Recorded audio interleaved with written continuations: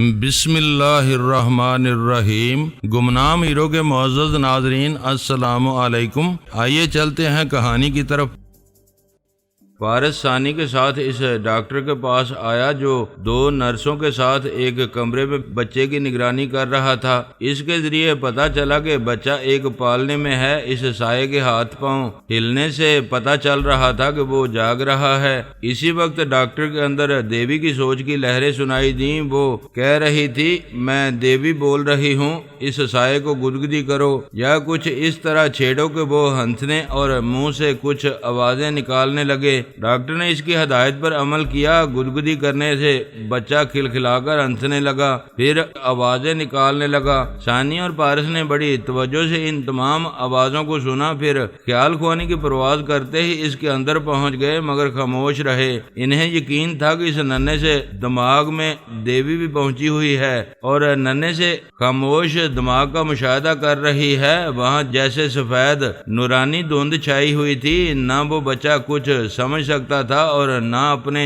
اندر آنے والی تین سوچوں کی لہروں کو محسوس کر سکتا تھا۔ پھر انہیں چمکارنے کی آوازیں آئیں۔ دیوی اسے چومنے کے انداز میں آوازیں نکال رہی تھی۔ ہاتھ پاؤں ہلانے والا بچہ ساکت ہو گیا تھا۔ اس کے ذہن سے تجسس کا اظہار ہو رہا تھا، جیسے وہ سوچ رہا ہو کہ ایسی آوازیں کہاں سے آ رہی ہیں۔ ایسے وقت اس کمرے میں ڈاکٹر نرسوں سے باتیں کر رہا تھا۔ اس بچے کے ذہن اور قوت سماعت سے ان تینوں کو یعنی ثانی، پارس اور دیوی کو اس ڈاکٹر کے بولنے کی آوازیں سنائی دے رہی تھیں۔ وہ بچہ انسانی بولی اور الفاظ وغیرہ کو سمجھ نہیں سکتا تھا، لیکن وہ تینوں سمجھ رہے تھے۔ ثانی اور پارس اس کے اندر سے نکل آئے۔ ثانی نے کہا، دیکھا تم نے، میرا شبہ درست نکلا۔ دیوی آئندہ اس بچے کے اندر رہ کر تمہاری بہت سی مصروفیات کو سمجھنے لگے گی۔ پارس نے کہا، میں نے اس پہلو سے سوچا نہیں تھا، اچھا ہوا کہ تمہیں بلا لیا۔ ویسے بلانے سے پہلے یہ نہیں معلوم تھا کہ تم بھی ایک آدھ بچے کی ماں ہو اور بچوں کے خالی دماغوں میں جھانکنے کا تجربہ رکھتی ہو۔ میں تمہاری بے تکی باتوں میں الجھ کر اپنا دماغ خراب کرنا نہیں چاہتی۔ جاؤ اور اطمینان سے سو جاؤ، میں تمام معاملات سے نمٹ لوں گی۔ پارس دماغی طور پر حاضر ہو گیا۔ وہ ہیڈ کوارٹر کے ہسپتال میں تھا۔ اس نے پربھا رانی کے اندر سما کر دماغ کو خاص ہدایت دی، پھر آنکھیں بند کر کے گہری نیند میں ڈوبتا چلا گیا۔ اس نے 6 گھنٹے تک سونے کے لیے دماغ کو ہدایت دی تھی، لیکن 5 گھنٹے کے بعد ہی 6 گھنٹے کے دوران اچانک اس کی آنکھ کھل گئی۔ اس غیر معمولی گولی کا اثر ختم ہو چکا تھا۔ اس سے پہلے ہدایت پانے والے دماغ نے اسے خطرے سے آگاہ کر دیا تھا۔ وہ فوراً ہی پربھا رانی کے اندر سے نکل کر بستر پر لڑکتا ہوا پلنگ کے نیچے آ گیا۔ اسی لمحے اس نے اپنے ہاتھوں اور بدن کے دوسرے حصوں کو چھو کر دیکھا۔ وہ اپنے مخصوص وزن رکھنے والے گوشت پوست کے وجود میں ظاہر ہو چکا تھا۔ اس وقت شام کی روشنی مدھم پڑ رہی تھی۔ تھوڑی دیر میں رات ہونے والی تھی، لیکن ہیڈ کوارٹر میں رات کو بھی خاص اور اہم مقامات میں بلب وغیرہ روشن رہتے تھے۔ اب وہ نیم تاریکی میں سائے کی طرح چھپ نہیں سکتا تھا۔ یوں بھی وہ تقریباً 1.5 ماہ تک سایہ بن کر رہتے رہتے بیزار ہو گیا تھا۔ اب وہ غیر معمولی گولی استعمال نہیں کرنا چاہتا تھا، لیکن ہنگامی حالات سے نمٹنے کے لیے اس نے باریک سے باریک ذرے کے برابر اس گولی کا ایک ذرہ اپنی داڑھ میں دبا لیا۔ وہاں ہزاروں کی تعداد میں فوجی اور لاکھوں کی تعداد میں اسلحہ تھا۔ ان کی طرف سے ایک بھی گولی آتی تو وہ بچ نہیں سکتا تھا۔ ایسے وقت صرف سایہ بن کر ہی محفوظ رہ سکتا تھا۔ اس وقت ایک ڈاکٹر نرس کے ساتھ آیا، پھر پربھا رانی کا معائنہ کرتے ہوئے بولا، تم دوسرے ٹیلی پیتھی جاننے والوں کی طرح بالکل نارمل ہو۔ ان تینوں امریکی خیال خوانی کرنے والوں کی اسپتال سے چھٹی ہو گئی ہے۔ پربھا رانی نے کہا، پھر میری بھی چھٹی ہونی چاہیے۔ جی ہاں، لیکن دیوی جی کا حکم ہے کہ تمہیں کل صبح تک یہاں رکھا جائے۔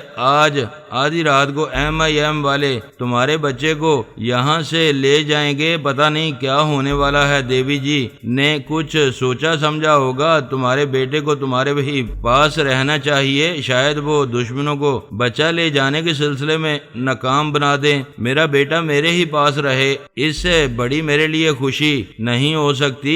دیوی جی مجھ پر بڑی مہربان ہیں، میں ان کا احسان کبھی نہیں بھولوں گی۔ ڈاکٹر اس سے باتیں کر کے نرس کے ساتھ چلا گیا۔ پارس یہ معلوم کرنا چاہتا تھا کہ اس کی نیند کے دوران ثانی نے اس کے تمام کاموں کی تکمیل کی ہے یا نہیں، لیکن وہاں پلنگ کے نیچے لیٹ کر خیال خوانی کے ذریعے ثانی سے گفتگو کرنا مناسب نہیں تھا۔ یہ بات دیوی بھی جانتی تھی کہ برادر کبیر کا سایہ بھی کسی وقت گوشت پوست کے جسم میں ظاہر ہو سکتا ہے، حالانکہ وہ یقین دلا چکا تھا کہ برادر کبیر مر چکا ہے۔ دیوی سپر ماسٹر اور داؤد منڈولا کو اس کی موت کا بالکل یقین ہو چکا تھا، اس کے باوجود شبے کی گنجائش کہیں نہ کہیں رہ جاتی ہے۔ پھر یہ کہ وہ سب ان غیر معمولی گولیوں تک پہنچنے کی تدابیر کر رہے تھے۔ ان کا خیال تھا کہ برادر کبیر کی اچانک موت نے اسے اتنی مہلت نہیں دی ہوگی کہ وہ اپنے کسی قابل اعتماد مجاہد کو ان گولیوں کا راز بتا سکے۔ اس نے وہ گولیاں اور ان کے تحریری فارمولے کہیں چھپائے ہیں اور وہ جگہ نہ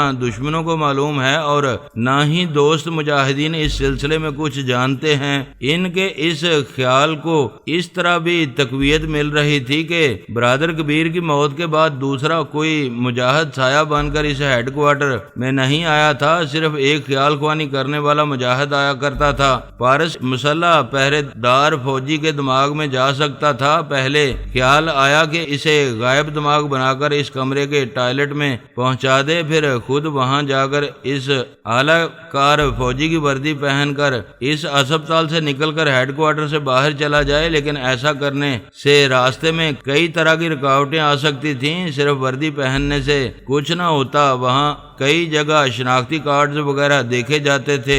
دوسروں کو شبے میں مبتلا کر کے دیوی کو یہ سوچنے پر مجبور نہیں کر سکتا تھا کہ برادر کبیر کا سایہ گوشت پوست کے جسم میں ظاہر ہو کر ایک فوجی کے بیس میں ہیڈ کوارٹر سے فرار ہونا چاہتا تھا۔ تحفظ اور سہولت اسی میں تھی کہ وہ کسی کی نظروں میں آئے بغیر وہاں سے چلا جائے اور کسی کو برادر کبیر کے زندہ رہنے کے شبے میں مبتلا نہ کرے۔ یہ سوچ کر اس نے وہ ذرا برابر گولی اپنے حلق سے اتار لی۔ اس کا اثر زیادہ دیر تک قائم نہ رہتا، وہ فوراً ہی پلنگ کے نیچے سے نکل کر پربھا رانی کے اندر آیا، پھر اس کے دماغ پر مسلط ہو گیا۔ وہ بستر پر اٹھ کر بیٹھ گئی، پھر پلنگ سے اتر کر چلتی ہوئی دروازے کے پاس آئی اور مسلح پہرے دار سے بولی، میں بستر پر لیٹے لیٹے بور ہو گئی ہوں، مجھے ڈاکٹر کے پاس لے چلو۔ وہ اپنی نگرانی میں پربھا رانی کو ڈاکٹر کے پاس لے آیا۔ وہ بولی، ڈاکٹر میں تازہ کھلی ہوا چاہتی ہوں، آپ نے کہا تھا کہ میں بالکل نارمل ہوں اور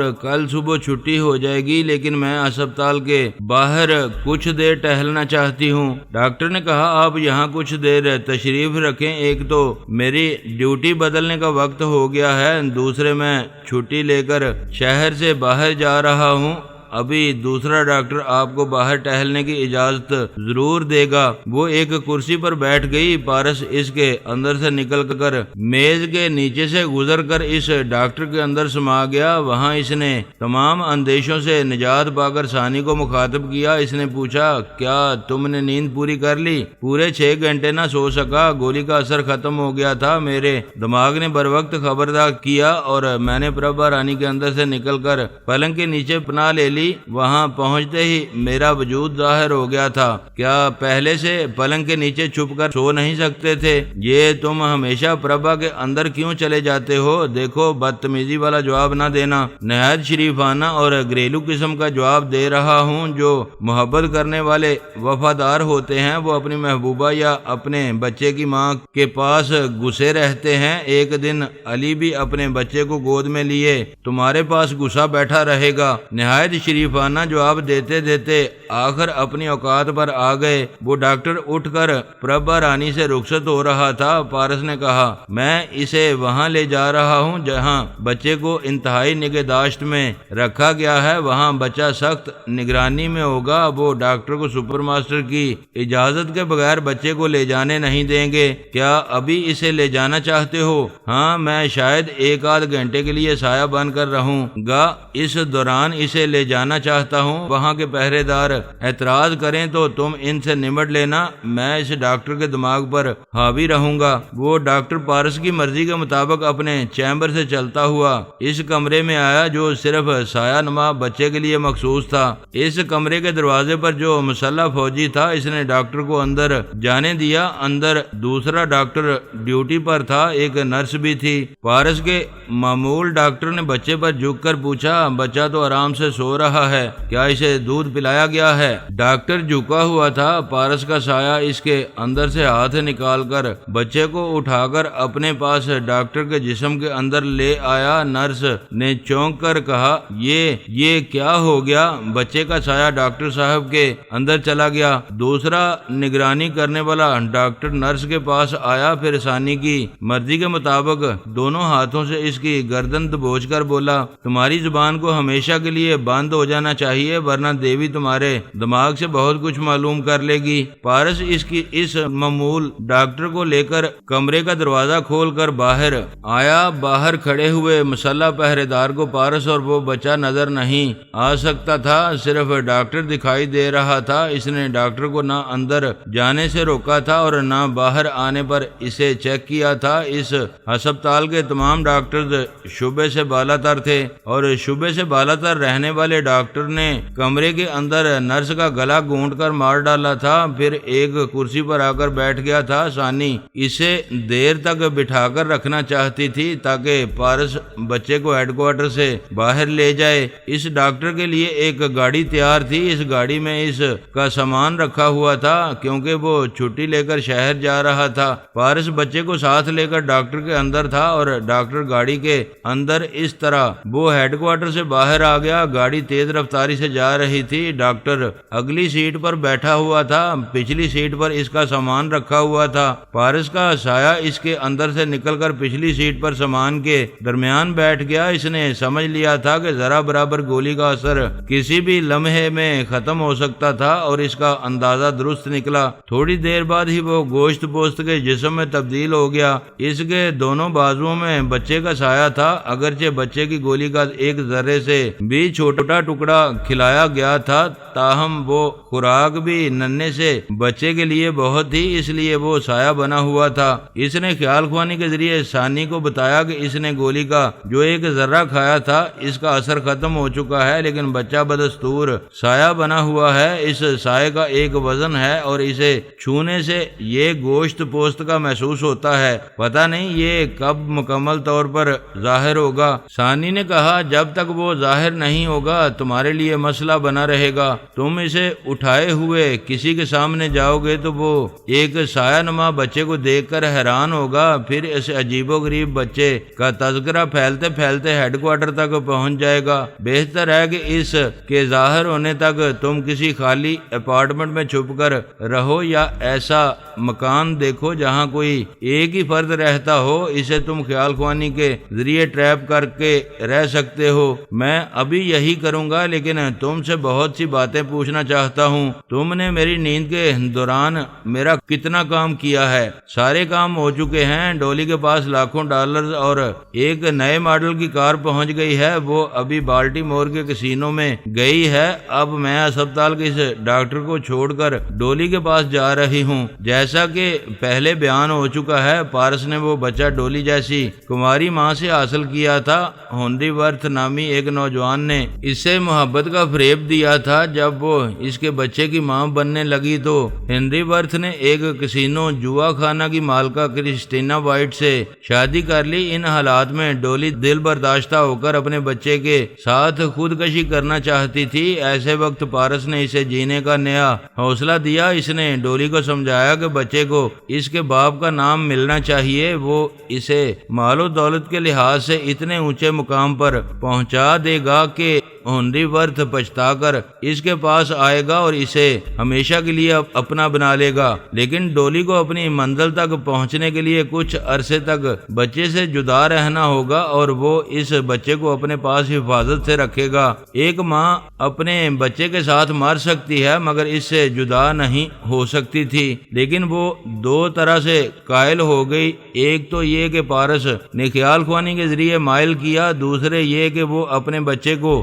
اس کے صحیح باپ کا نام دینا چاہتی تھی۔ پھر اس عورت کی انتقامی کارروائی نے بڑکایا کہ وہ کرسٹینا وائٹ سے اپنے بچے کے باپ کو چھین کر رہے گی۔ ثانیہ اسپتال کے اس ڈاکٹر کو چھوڑ کر ڈولی کے پاس پہنچی۔ وہ ایک نئے ماڈل کی کار ڈرائیو کرتی ہوئی کسینو پہنچ گئی تھی۔ وہ ایک روز پہلے اتنی غریب تھی کہ سستی سی کار خریدنے کا تصور نہیں کر سکتی تھی۔ وہ اچھی خاصی حسین لڑکی تھی، لیکن زندگی کے مسائل نے اس کے حسن کو گہنا دیا تھا۔ اب وہ دولت ملتے ہی اس نے سب سے پہلے خود کو بنایا سنوارا۔ ایک بیوٹی پارلر میں گئی تو اس کے حسن کو چار چاند لگ گئے۔ قیمتی ملبوسات زیب تن کرنے کے بعد وہ کسی ملک کی شہزادی نظر آنے لگی۔ اس نے کسینو کے پارکنگ ایریا میں اپنی کار پارک کی، پھر نوٹوں سے بھرا ہوا ایک بریف کیس ہاتھ میں لے کر کسینو میں داخل ہوئی تو کتنی ہی نگاہیں اس پر اٹھنے لگیں۔ اس میں بلا کی کشش پیدا ہو گئی تھی۔ ان اٹھنے والی نگاہوں میں اس کے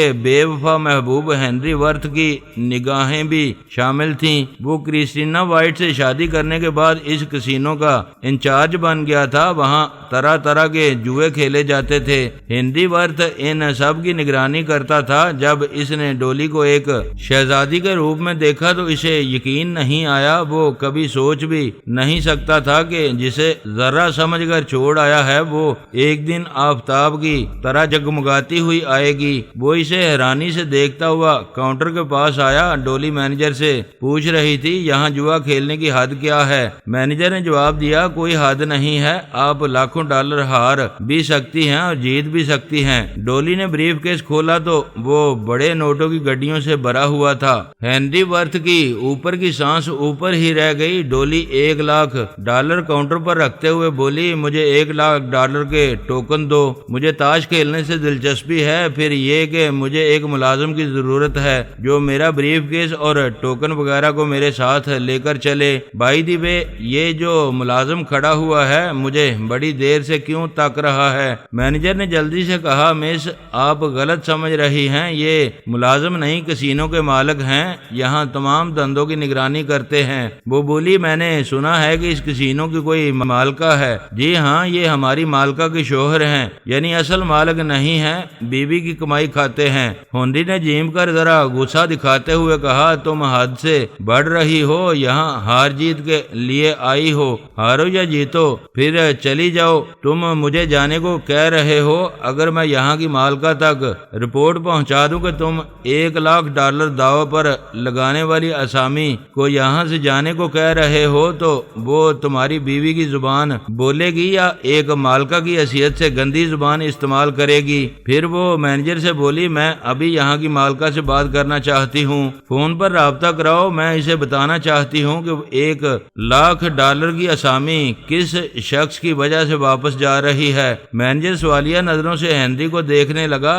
ہنری نے ڈولی سے مس میری زبان سے آپ کی شان میں جو گستاخی ہوئی ہے میں اس کے لیے معافی چاہتا ہوں، آئیے میں آپ کا بریف کیس اور نوٹوں کی ٹرے لے چلتا ہوں۔ اس نے بریف کیس اور ٹوکن کی ٹرے اٹھا لی، اس کے کمار خانے کے اس حصے میں جانے لگا جہاں تاش کے پتوں سے کھیلا جاتا تھا۔ اس نے ساتھ چلتے ہوئے پوچھا تم ڈولی ہو نا؟ تم یہ سوال کیوں کر رہے ہو؟ میں کشمکش میں ہوں، تم بالکل ڈولی جیسی ہو مگر اس کا رنگ ایسا نہ تھا، وہ چراغ تھی تم چاند ہو، وہ غریب تھی میں امیر ہوں۔ ہاں میں ابھی یہی کہنے والا تھا، کیا وہ تم ہی ہو؟ امیر ہو یا غریب ڈولی صرف ڈولی ہے۔ اس ڈولی کے ساتھ سامان اٹھائے ایک ملازم کی طرح چلتے ہوئے کیسا لگ رہا ہے؟ میں ملازم نہیں ہوں، تم نے تجسس پیدا کر دیا تھا، اس میں حقیقت معلوم کرنے کے لیے ملازم بن کر چل رہا ہوں۔ نہیں مسٹر، میں ایک کسینو کی مالکہ کے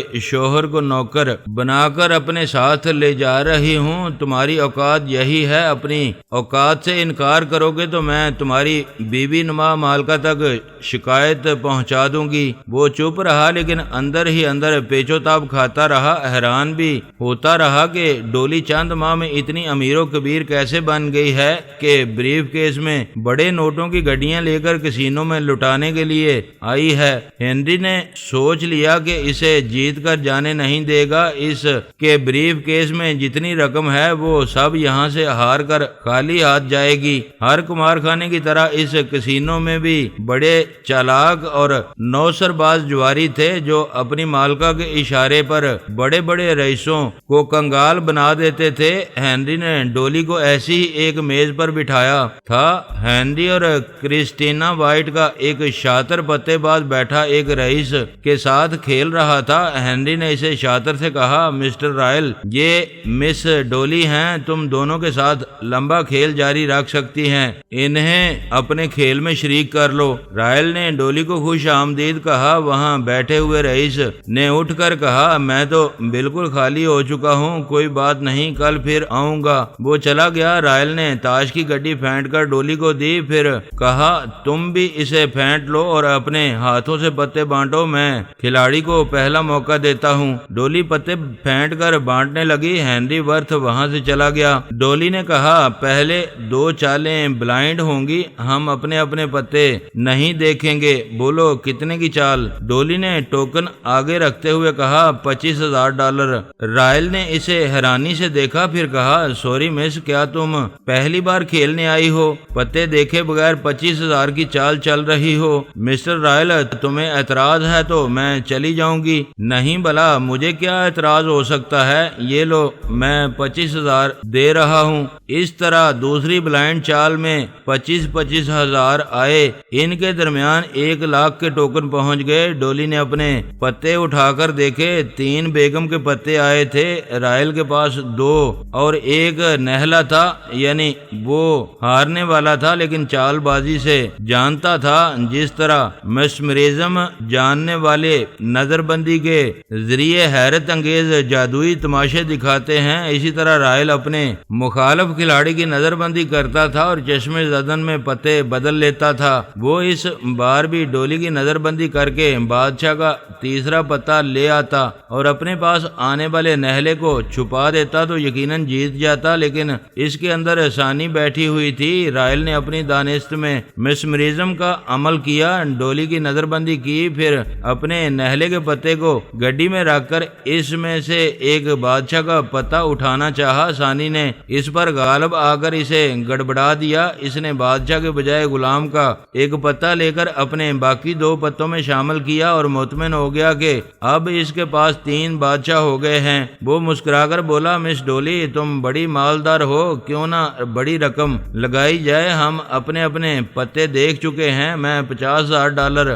کی چال دے رہا ہوں۔ ڈولی نے بھی 50,000 کے ٹوکن دیے، پھر انٹرکام کے ذریعے مینیجر سے کہا، میرے ٹوکن ختم ہو چکے ہیں، $2,00,000 کے ٹوکن فوراً لے آئیں۔ مینیجر کے اسسٹنٹ نے ٹوکن پہنچائے اور ڈولی سے نقد $2,00,000 لے گیا۔ وہ 1,00,000 کے ٹوکن آگے بڑھاتے ہوئے بولی، مجھے کچھوے کی چال پسند نہیں ہے، یہ رہی 1,00,000 کی چال۔ وہ بھی جواباً 1,00,000 کی چال چلتے ہوئے بولا، معلوم ہوتا ہے تمہارے پاس 3 اکے آ گئے ہیں۔ میں قسم کھا کر کہتی ہوں کہ میرے پاس 3 اکے نہیں ہیں۔ میرے کھیلنے کا انداز ایسا ہے کہ مخالف کھلاڑی پریشانی میں کوئی غلطی کر بیٹھتا ہے۔ وہ ہنستے ہوئے بولا، میں پریشان ہونے اور غلطی کرنے والوں میں سے نہیں ہوں، میں ہار ماننے والا نہیں ہوں، اور ٹوکن منگوا لو۔ ڈولی نے مزید $7,00,000 کے ٹوکن منگوائے۔ اس طرح وہ اب تک $10,00,000 داؤ پر لگا رہی تھی۔ رائل مطمئن تھا کہ ڈولی کے پاس 3 اکے نہیں ہیں، لہذا اس کے 3 بادشاہ بازی جیت جائیں گے۔ دونوں اپنی اپنی جگہ مطمئن تھے اور 1,00,000 کی چال چل رہے تھے۔ رائل کے ٹوکن بھی ختم ہو گئے تھے، وہ بھی انٹرکام کے ذریعے رابطہ کر کے ٹوکن منگوا رہا تھا۔ ہنری ورتھ کسینو کی 4تھی منزل میں اپنی بیوی کرسٹینا وائٹ کے ایک خاص کمرے میں آ گیا تھا۔ وہاں کئی بڑے بڑے ٹی وی سیٹ تھے۔ کرسٹینا ایک صوفے پر آرام سے بیٹھی تمام ٹی وی کے اسکرین پر کسینو کے مختلف حصوں میں جوا کھیلنے والوں کو دیکھ رہی تھی۔ اس نے ہنری کو دیکھ کر پوچھا، کیا تمہیں میری عزت کا خیال نہیں ہے؟ تم ایک ملازم کی طرح اس لڑکی کا بریف کیس اور ٹوکن ٹرے اٹھا کر لے جا رہے تھے۔ میں نے مصلحتاً ایسا کیا ہے، یہ وہی لڑکی ہے جو میرے پیچھے پڑ گئی تھی۔ میں نے بڑی مشکلوں سے جان چھڑا کر تم سے شادی کی ہے۔ وہ بہت غریب تھی لیکن چند ماہ بعد بے انتہا دولت مند بن کر یہاں رقم لٹانے آئی ہے۔ میں نے اسے رائل کے ساتھ لگا دیا ہے تاکہ بالکل کنگال ہو کر یہاں سے جائے۔ کرسٹینا نے کہا، شاباش، یہ تم نے اچھا کیا، رائل اس لڑکی کو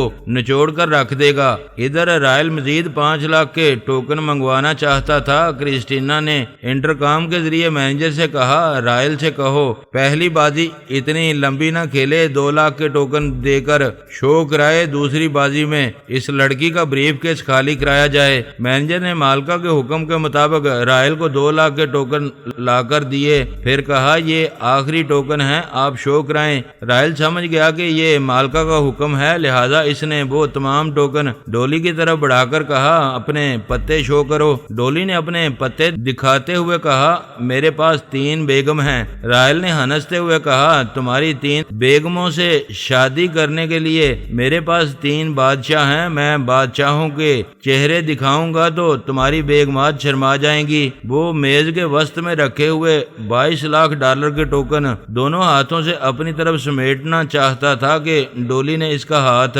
पकड़कर कहा, असूल के मुताबिक पहले पत्ते दिखाओ, हो सकता है मेरी बेगमात को देखते ही तुम अपने तमाम बादशाहों के साथ भाग जाओ। वो मुस्कुराते हुए सीधा बैठ गया। इसने पहले एक पत्ता उलट कर दिखाया, पहला बादशाह नजर आया। इसने दूसरा सीधा किया, दूसरा बादशाह दिखाई दिया। वो हंसते हुए बोला, मैंने खेल के दौरान बातों ही बातों में तुमसे पूछा तो तुमने कसम खाकर कहा कि तुम्हारे पास 3 इक्के नहीं हैं। मैं समझ गया कि तुम्हारे पास जो भी पत्ते हैं वो बादशाह से नीचे हैं, क्योंकि 3 बादशाह मेरे पास हैं। ये देखो तीसरा। वो तीसरे पत्ते को सीधा करते करते एकदम से बुखला गया। टीवी स्क्रीन पर क्रिस्टीना और हेनरी देख रहे थे कि रायल के हाथ में तीसरा पत्ता बादशाह का नहीं गुलाम का है।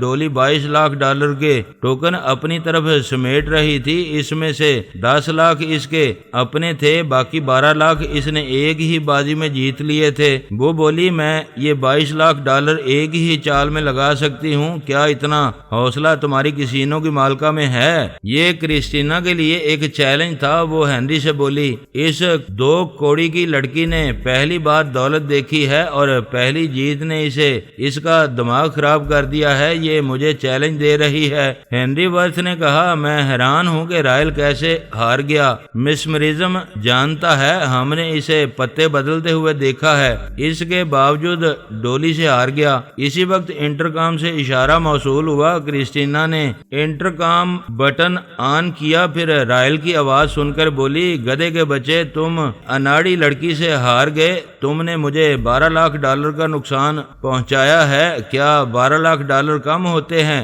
वो दूसरी तरफ से बोला, सॉरी मैडम, मैं हर रात लाखों डॉलर जीत कर तुम्हें देता हूँ।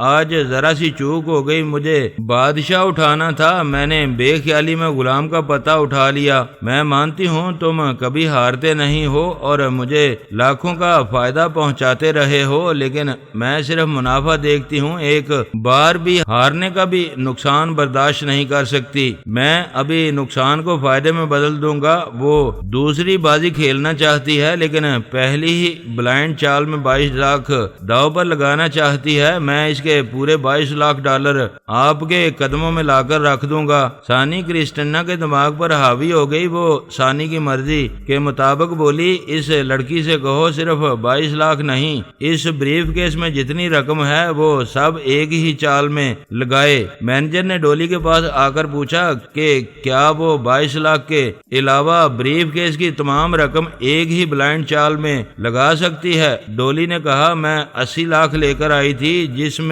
10 लाख खेल चुकी हूँ और अब 70 लाख रह गए हैं। जाओ अभी टोकन ले आओ और अपनी मालका के सूरमा खिलाड़ी को यहाँ भेज दो। मैनेजर चला गया। थोड़ी देर बाद वो डोली और रायल के लिए लाख के अलग टोकन ले आया। रायल ने कुर्सी पर बैठते हुए, इस बार मैं पत्ते फेंट कर बांटूंगा। डोली ने एतराज नहीं किया। सानी रायल के दिमाग में बैठी हुई थी। रायल के चोर ख्यालात कह रहे थे कि अब वो होने का कमाल दिखाएगा, यानी पत्तेबाजी करेगा। ये ऐसा हुनर होता है कि पत्ते फेंटने वाला ये माहिराना हिसाब रखता है। बादशाह, बेगम और गुलाम और दूसरे पत्ते किस तरह इसकी मर्जी पर गड्डी के अंदर पहुंच रहे हैं। रायल ने तय किया था कि अब 3 इक्के रखेगा। لگا، پھر باقی جو بھی پتے ڈولی کے پاس جائیں گے اس کی ہار ہی ہار ہوگی۔ وہ تاش پھینٹ رہا تھا لیکن ثانی کی مرضی کے مطابق پتے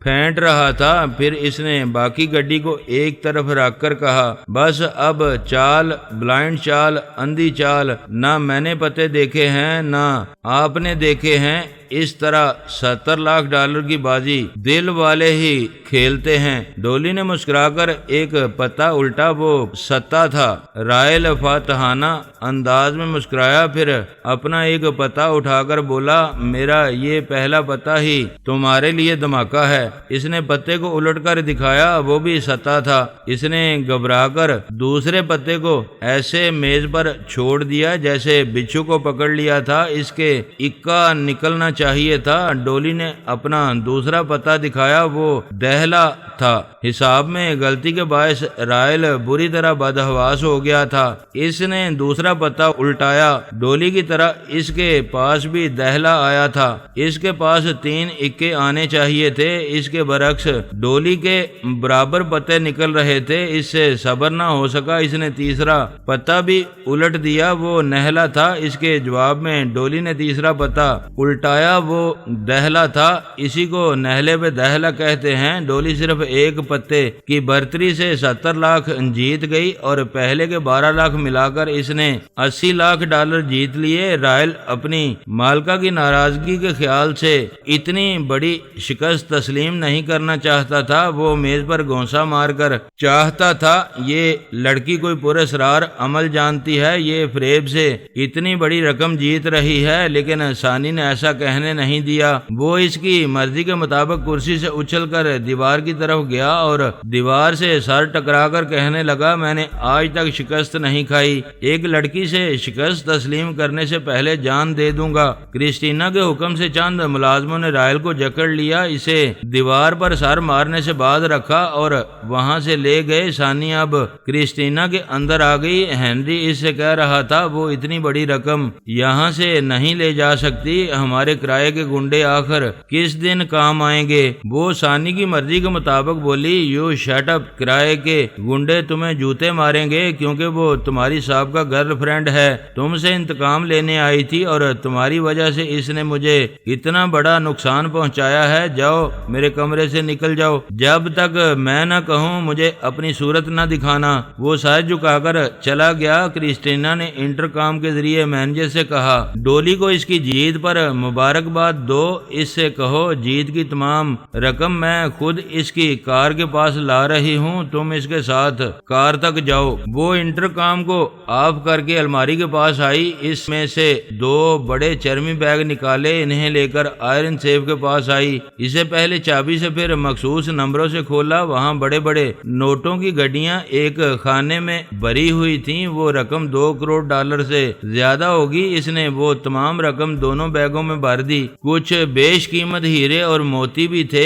وہ بھی اس نے بیگ میں ڈال دیے۔ پھر سیف کو اور دونوں بیگوں کو بند کر کے 2 ملازموں کو بلایا اور انہیں حکم دیا کہ وہ بیگ اٹھا کر پارکنگ ایریا میں چلیں۔ ڈولی وہاں مینیجر کے ساتھ کھڑی ہوئی باتیں کر رہی تھی۔ ہنری ورتھ ایک لمبا چھپا ہوا ڈولی اور اس کی مہنگی کار کو دیکھ رہا تھا۔ وہ 82 لاکھ جیت کر جانے والی کے متعلق سوچ رہا تھا، میں نے اس سے بے وفائی کی، یہ زندگی کی سب سے بڑی بھول تھی، یہ مجھے دل میں بٹھاتی تھی اور کرسٹینا مجھے سینڈل کی طرح پہنتی ہے، کیا مجھے پھر پٹڑی بدلنا چاہیے؟ اسی وقت کرسٹینا آ گئی تھی۔ ملازم اس کے حکم کے مطابق پچھلی سیٹ کا دروازہ کھول کر دونوں بیگ رکھ رہے تھے۔ پھر اس نے مینیجر اور ملازموں کو جانے کا حکم دیا۔ جب وہ چلے گئے تو اس نے کہا، مس ڈولی آج تم نے کمال کر دیا ہے، میں نے تم سے ایک مرد کو چھین لیا تھا، تم اس سے بھی زیادہ بہت کچھ چھین کر مجھ سے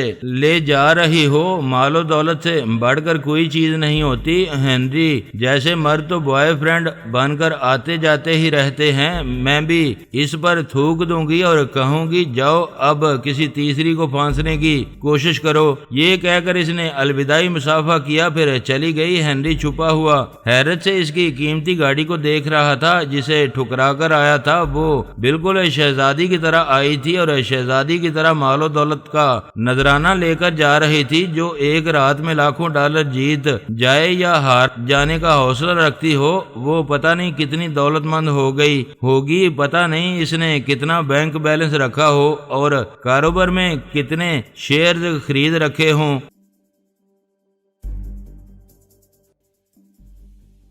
دوستو ویڈیو کو لائک ضرور کر دیا کریں۔ ISI پاک آرمی زندہ باد، پاکستان پائندہ باد۔ معزز ناظرین، اپنا خیال رکھیے گا اور اپنے اس چینل کا بھی شکریہ۔